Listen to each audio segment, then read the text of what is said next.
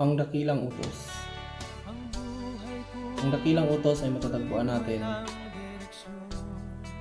Aklat ng Mateo, Kapitulo 28, versikulo 19 hanggang 20. Sabi ng Panginoon bago siya umakyat sa langit, "Humayo kayo at gawin niyong alagad ko ang mga bansa.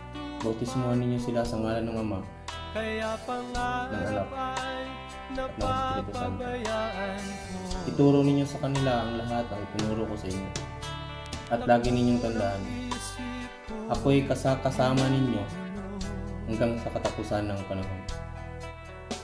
Isang dakilang utos iniwan ng Panginoon bago siya umakyat sa Ama. Hindi lang sa mga alagad. Ano ba ang pinapagawa ng Panginoon? Ang pinapagawa ng Panginoon ay bahagi ang Ebanghelyo. At ang Ebanghelyo ay ang pagsilang, pagkamatay, at pagkabuhay na muli ng Panginoon Jesucristo.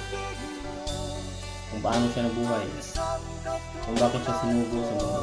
Ang Ebanghelyo para sa akin ay kung paano niya ako ginagawa. Ang Ebanghelyo ay ang magandang balita. Ang magandang balita kung saan mula sa ating pagiging makasalanan, sa hindi natin pag-abot sa pamantayan ng Panginoon, may isang Diyos na nagpakatao para tubusin tayo at umako sa lahat ng kasalanan natin. Ang magandang balita ay kung paano tayo kinatagpo ng Panginoon mula sa kasalanan. Paano niya tayo binago? Dahil ang Ebanghelyo ay hindi lamang kwento ng nakaraan at kwento ng pagkabuhay ng Panginoon. Ito rin ay kwento natin. Kwento kung paano tayo kinatagpo ng Diyos mula sa kasalanan. Paano niya tayo hinango mula sa kasalanan. Paano niya binigyan ng direksyon ng ating mga buhay. Ito ay kwento ko, kwento ninyo, kwento ng marami pang tao na nabago dahil nakakilala ni Kristo. Hindi ito usapin ng relihiyon. Ito ay usapin ng pagbabago.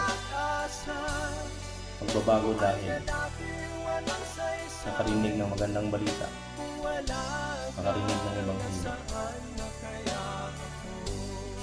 nakatagpo ng Panginoon dahil sa mga taong ginamit niya para ibahagi. Sa panawagan ng Panginoon, kailan ka tutugon? Kailan mo ibabahagi ang sarili mong kwento?